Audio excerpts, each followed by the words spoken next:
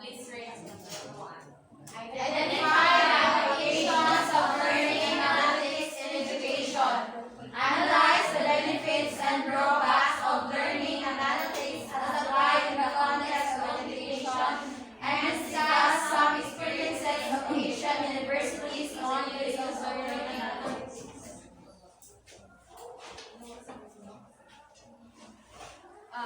Have you ever thought What's up? jeans? What's up? What's up? Game.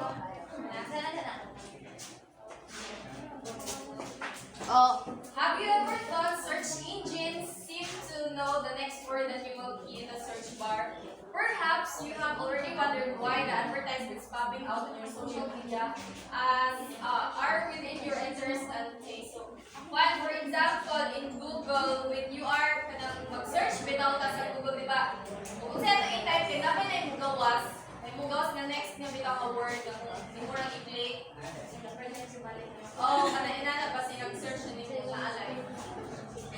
Then, also, there's an advertisements and yung ang advertisements na pop up ito kung sa like sa Google or na-type app na atong i-click kayo na yung mga advertisements na bugawas. So that is, that concept is the power of data analytics. Yes. So the science of analyzing raw data in order to make conclusions about that information. What if we use this power of technology in education? Could there be any advantages and drawbacks? So in this lesson, you will exposed to learning analytics. So our topic is all about learning analytics and how it could be potentially used in the parlance of educational teaching. Learning analytics, please read. Because of the fast pace of internet development, data has been easily accessible and openly available. Through the use of artificial intelligence, analysts can make use of the data online to come up with the decisions primarily used in advertising and business. This concept is called data analytics.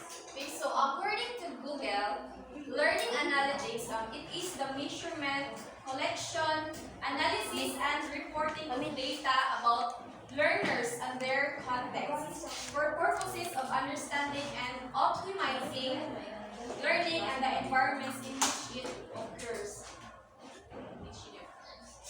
So the primordial aim of learning analytics is to capture a better understanding of the educational settings and ultimately improve learning capabilities. So in this sense, teachers and educators' decisions could be influenced mainly by using learning analytics. So we have the video in the next slide. So Purdue University, provided intervention measures to struggling students using predictive modeling. So,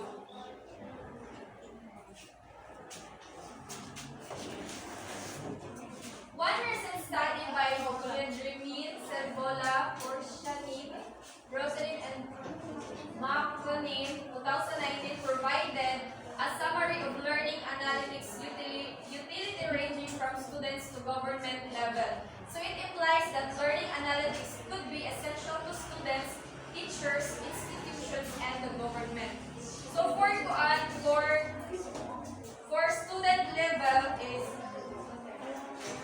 student level is there siya sa bottom, then sa babaw na ang government. So the student level, reflection, personalized learning, and early interviews.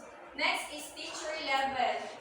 Pag dili taraw ang kuan, student level, teacher level, and institutional or government level. Ano yan? Pinakataas. Wala lang ka, anyway.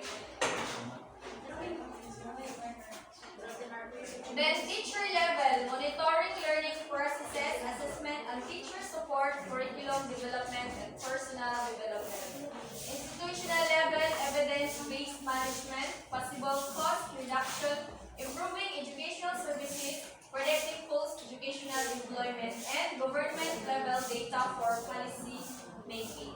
So for instance, in using data analytics, students can have personal interventions to improve their learning of a concept. Meanwhile, the teachers can monitor students' learning progress, while the government can use data for policy making.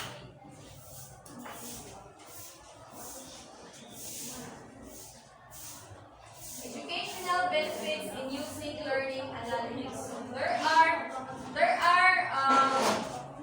5 benefits in using learning analytics. So the discovery of learning analytics provides some benefits that can improve the delivery of instruction. So first is identification of target courses. Everyone please read. Because artificial intelligence can be used to analyze the preference and the needs of students in terms of the courses that they would like to learn more. Educational institutions can easily decide on what programs to be potentially offered to the students. In this way, a matching of the needs of the course offerings is ensured.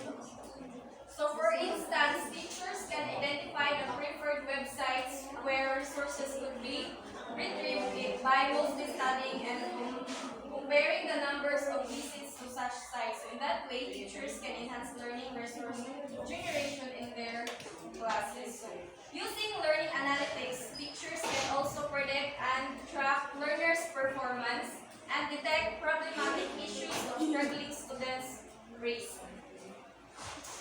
Next is curriculum improvement. By analyzing big data, like national achievement tests and evaluation via aptitude exams, educators can reconfigure the curriculum. In this way, the curriculum could be enriched by considering the students' needs to optimize their potential.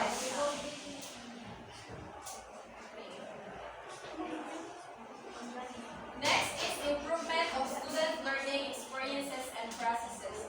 The learner's interaction and the trails they leave online could be converted as big data to reveal learning behavior.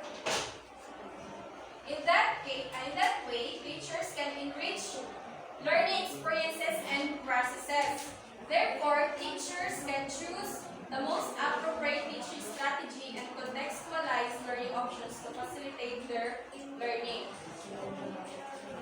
Fourth is personalization of learning. So using big data online, machine learning, and artificial intelligence can help in the customization of learning.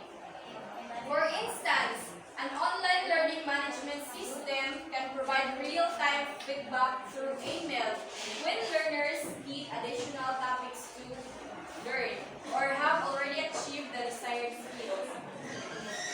Next is research opportunities in education. So using big data, educational researchers can easily collaborate to do studies that could impact policy making. Learning analytics can help researchers identify gaps in education, leading to the creation of possible answers and potential solutions. However, the lack of training among researchers in the use of big data still confronts many educational researchers. So here's the video for you to apply.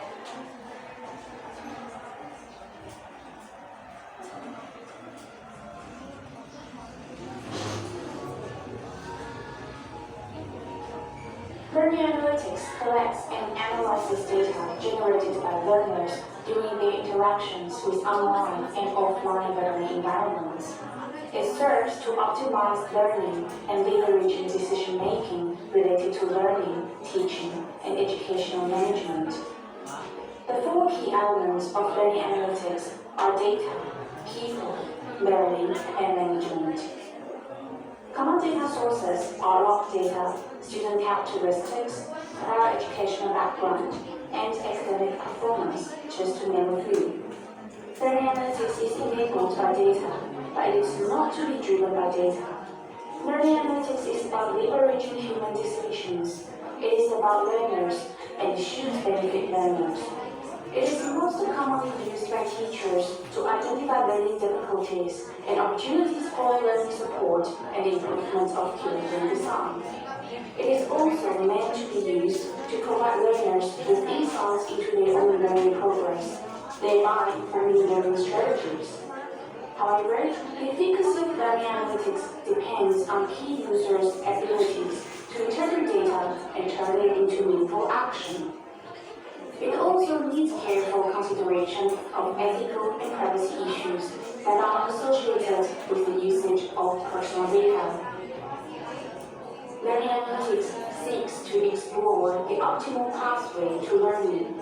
It does not account for everything about learners, but it gives some valuable information about learners and their learning activities, which could inform learning interventions. Fundamentally, learning analytics is meant to empower learners by enhancing their control of learning decisions, hence developing self-regulated skills.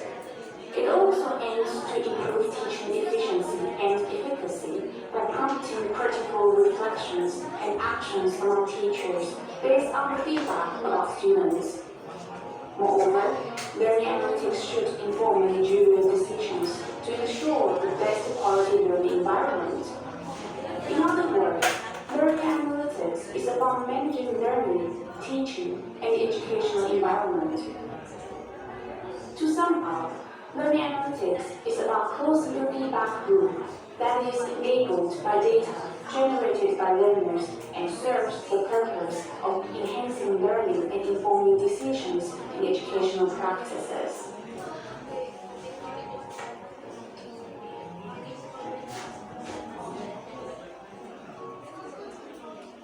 Challenges in using learning analytics in education will be discussed by well, there is significant or opportunities to education. Learning analytics also advances some challenges to the education sector. So following are the challenges. First, digital tracking and data collection. Big data comes from tracking and collecting or receiving data. Many institutions cannot use big data because they do not have the necessary results. So, there are many institutions that cannot use big data because they do not have the needed tools to track and manage that students' data. It implies that institutions should have that